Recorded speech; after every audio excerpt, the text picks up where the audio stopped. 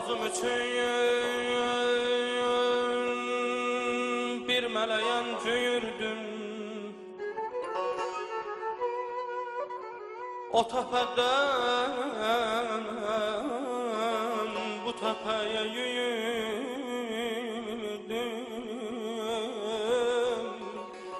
Niye korkum canım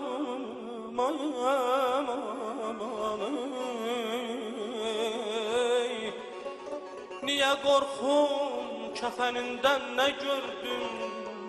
Beşiğimden, beleğinden dünyanın ayağım.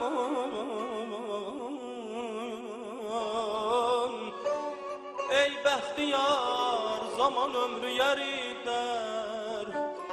Ölümümü zaxan vaxta borcu öder. Arxasınca palas kimi sürüder. Belki yapışsan eteğinden dünyanın. Yar yar yar yar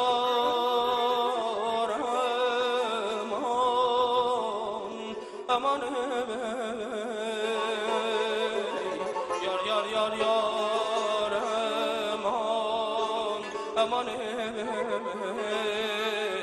yar yar yar yar aman yaman aman